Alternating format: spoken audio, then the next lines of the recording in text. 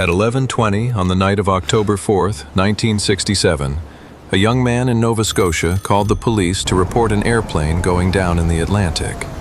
By morning, every known aircraft along the eastern seaboard had been accounted for. No one was missing. No wreckage had washed ashore. And yet, the Royal Canadian Navy still sent divers into the water. That is the detail that keeps the Shag Harbour case alive. Not a photograph of a silver disc, not a recovered fragment, not a secret autopsy. A sequence of ordinary decisions made by people who thought they were responding to a disaster, until the disaster appeared to have no airplane in it. The first men on the water were not hunting aliens. They were looking for survivors. And what they found was a patch of yellow foam, an empty black sea, and a mystery the Canadian government could classify only by admitting that it had failed to identify the object. To understand why that failure matters, we have to return to the coast of Nova Scotia, to a place where darkness does not simply fall. It closes over the road, the rocks, and the North Atlantic until the horizon disappears. Shag Harbour was a small fishing community in Shelburne County. The people there knew aircraft, boats, weather, and the deceptive lights that move across coastal water. Their lives depended on knowing the difference. On that Wednesday night, Lori Wickens was traveling along Highway 3 with friends when they noticed lights in the sky. The witnesses later described a line or cluster of flashing lights descending at an angle toward the harbor. From the road, the motion looked wrong, too low, too deliberate, too close to the water. Then the lights appeared to reach the sea. Some witnesses described a whistle, a rush, or a bang.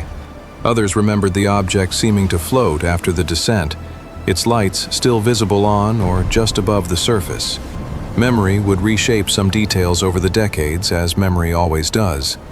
But the immediate conclusion was remarkably consistent. An aircraft had crashed. Wickens did not call a newspaper. He did not call a UFO club. He contacted the Royal Canadian Mounted Police and reported what he believed was a large airplane, perhaps a small airliner, in the water. That distinction matters. The famous label came later. At first, people might be drowning in the cold. RCMP officers reached the shoreline within minutes. One of them, Constable Ron Pound, also observed lights in the area. From land, the officers could see a pale light moving on the surface several hundred yards offshore. It drifted with the water, then slowly faded from view. If this was an aircraft, the clock was already running out. Local fishermen launched their boats before anyone knew exactly what had fallen. They pushed into the darkness toward the last known position of the light. These were small working boats, not military recovery vessels. The men aboard carried searchlights and the practical courage of people accustomed to emergencies at sea. The water gave them no victims. There were no cries, no life jackets, no luggage, and no pieces of an aircraft. Searchers did report an unusual patch of yellow foam spreading across the surface. In later retellings, that foam would become luminous, corrosive, oily, or sharply chemical. The surviving record supports the presence of foam. It does not securely establish every dramatic property later attached to it. That is the first boundary in this case: what was reported at the time and what the story accumulated afterward. A Canadian Coast Guard search and rescue vessel joined the effort from nearby Clark's Harbor. Crews continued searching the black water as the object's light vanished and the suspected crash site dissolved into waves. Meanwhile, the Rescue Coordination Center in Halifax began the less cinematic but more important work of checking aircraft. Commercial flights were contacted. Military traffic was reviewed. Private aircraft were checked. Authorities extended their inquiry beyond Atlantic Canada into New England. If a plane had disappeared from radar, missed an arrival, or failed to answer a radio call, there should have been a name, a route, a registration number, something. There was nothing. Every aircraft they could account for was safe. The rescue mission had reached an impossible administrative moment. Several people had apparently watched an object descend into the ocean. Police had seen a light on the water. Boats had searched the location. But the category that had triggered the operation, a plane crash, no longer fit the evidence. The language inside the government changed. A priority message sent through Canadian defense channels described the event as a UFO report. That phrase has acquired decades of cultural baggage, but in the document it did not mean extraterrestrial spacecraft. It meant exactly what the initials said. An object had been reported in flight, and officials had not identified it. The word was not a conclusion. It was a confession of uncertainty. That uncertainty moved up the chain. The Royal Canadian Air Force's UFO desk took an interest. Naval authorities were asked to conduct an underwater search. A team from Fleet Diving Unit Atlantic arrived, and military divers spent 3 days examining the seabed off Shag Harbour. Pause on that sequence. The government did not announce that an alien craft had crashed. It did not claim to possess extraordinary technology, but it also did not dismiss the witnesses with a press release and walk away. Police responded, search and rescue crews deployed, defense authorities exchanged priority messages, Navy divers entered the water. That official response is the hardcore of the story. At the end of the underwater search, the result was stark. No trace found. No metal. No engine. No fuselage. No object that could close the file. The absence of debris can be interpreted in opposite ways. To a skeptic, it suggests that nothing solid struck the water at all. A meteor, flare, celestial object, or distant light distorted by atmosphere may have created the illusion of descent. To a believer, the lack of debris suggests that whatever entered the harbor did not break apart, and may not have remained there. Both interpretations begin with the same empty seabed. The case becomes more complicated because Shag Harbour was not the only unusual aerial report made in the region that evening. Hours earlier, the crew of Air Canada Flight 305 reported a brightly lit object while flying over Quebec. Captain Pierre Charbonneau described a luminous rectangular form with smaller lights near it, and what appeared to be silent explosions followed by a blue cloud. Elsewhere, people reported unusual lights over parts of Nova Scotia, and a vessel at sea reportedly observed lights in formation. These reports are often woven into a single migration across the night sky, as though one craft moved from witness to witness until it reached Shag Harbour. But the documents do not prove that. The Flight 305 sighting occurred hundreds of miles away and several hours earlier. Similar timing does not establish common identity. The honest version of the story must leave the connection open. Perhaps the reports were related. Perhaps they were independent observations gathered together only after Shag Harbour became famous.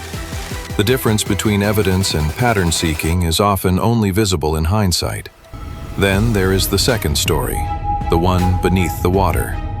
Years after the original search, researchers collected accounts alleging that the object did not remain near Shag Harbour. According to this later narrative, it traveled underwater toward the naval listening station near Shelburne. A second object supposedly joined it. Naval vessels allegedly monitored both targets until they moved away into the Atlantic. It is the most cinematic chapter in the entire case. It is also the least secure. No publicly available contemporary military document confirms the full story of two craft resting together on the seabed. There is no authenticated sonar record showing their movement, no dive log describing a shimmering energy field, and no official report documenting an escape at impossible speed.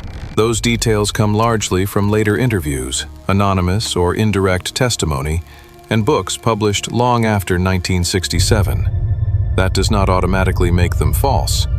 It does mean they cannot be narrated as established fact. The location made such claims feel plausible. During the Cold War, the naval facility at Shelburne was connected to undersea surveillance in the North Atlantic. An unknown target near that network would have drawn attention, but would have is not did. The temptation in a mystery is to use secrecy itself as proof. Missing documents become evidence of removal. Denials become evidence of concealment. Silence becomes confirmation. Once that logic takes hold, No contrary fact can weaken the theory, because every contrary fact is absorbed into the cover-up. Shag Harbour does not need that trick. Its documented facts are disturbing enough. Something luminous was seen descending toward the sea by multiple witnesses. A report of a possible aircraft crash reached the RCMP. Police observed a light offshore. Fishermen and a Coast Guard vessel searched the area and found no aircraft debris. All known aircraft were accounted for. Canadian defense officials formally treated the report as unidentified and ordered a naval diving search. The divers found nothing. Everything beyond that must be labeled by its source. This discipline does not drain the mystery, it sharpens it. Consider Laurie Wickens. He was a young man when he made the call. He could not know that historians, investigators, skeptics, believers, television crews, and tourists would still be examining that night more than half a century later. His first action was not to invent a cosmic story. It was to try to save people he thought were trapped offshore. That human instinct anchors the case more securely than any rumor of classified technology. Imagine the moment from his position on the road. The lights descend. The ocean receives them. The phone call is made. Then the world begins checking itself. Airports report no missing flights. Military channels find no lost aircraft. Search crews find no passengers. Divers find no wreckage. One by one, the ordinary explanations do not so much collapse as fail to arrive. This is why Shag Harbour differs from stories built entirely on a single, distant witness. The sighting crossed into institutions. It generated paperwork. It forced police, rescue crews, military personnel, and divers to act in the physical world. Paperwork does not prove extraterrestrial visitation, but it proves that the response was real. Could a meteor explain the event? A bright meteor can appear to descend nearby when it is actually far beyond the horizon. Fragmentation can create multiple lights. At night, the human eye is poor at judging the size and range of a light. Yet a meteor does not comfortably explain a persistent light apparently floating on the water, seen from shore by police and civilians. Nor does it neatly explain the reported foam at the search location. Could it have been flares? Flares can hang, drift, descend, and reflect against clouds or water. Several can resemble one structured object. But authorities reportedly checked conventional possibilities, including flares, before the case moved into the unidentified category. No confirmed flare exercise has emerged that cleanly accounts for the time, location, surface light, and response. Could it have been a secret aircraft or weapon? That fits the Cold War atmosphere. Governments tested systems they did not publicly acknowledge, and a failure near a surveillance facility could have triggered an urgent recovery. But there is no verified record tying a Canadian, American, or Soviet platform to Shag Harbour. And a secret project is not an explanation unless evidence identifies the project. Otherwise, classified technology becomes another name for the unknown. Could the witnesses simply have been wrong? Of course. Witnesses can misjudge distance, combine separate lights into one shape, and remember events differently after repeated interviews. The later a detail appears, the more cautiously it should be treated. But error is not the same as fabrication. The witnesses may have misidentified what they saw while reporting their experience honestly. The police may have watched a light whose distance and nature they could not determine. The foam may have had an ordinary marine source. Several mundane events may have overlapped in a way that created one extraordinary narrative. That composite explanation is possible. It is also unsatisfying because it solves each piece separately without demonstrating how the pieces converged at the same place and time.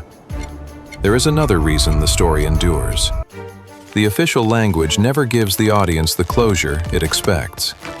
Governments are supposed to turn confusion into categories: aircraft, meteor, hoax, naval exercise, search concluded, file closed. Here, the category was unidentified, and the search concluded with no trace. Those words leave a space where certainty should be. Over the decades, that space filled with stories. An object moving along the seabed, sonar operators following it, a second craft waiting in the darkness, two machines escaping toward open water. These claims may preserve fragments of events not yet documented. They may also show how a mystery grows when an official record ends before human curiosity does. The most responsible answer is not the most dramatic one. We do not know what entered, or appeared to enter, the water at Shag Harbour. We know what witnesses said. We know how authorities responded. We know what the divers did not find. And we know that unidentified is not a synonym for alien. It is a boundary marker around the limits of the available evidence. But boundaries can be frightening. Stand on that coastline at night, and the Atlantic seems less like scenery than an erasure. Light travels across it without revealing distance. Sound bends over cold water. A vessel can disappear beyond the horizon while still close enough to hear.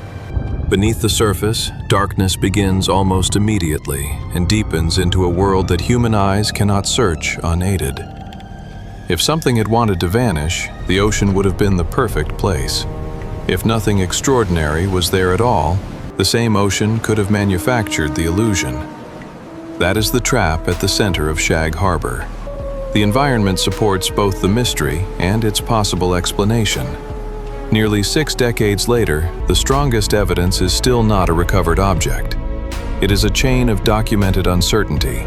A civilian emergency call, police at the shoreline, fishermen in the water, a Coast Guard search, defense messages, and Navy divers descending into a place where the witnesses believed an aircraft had gone down.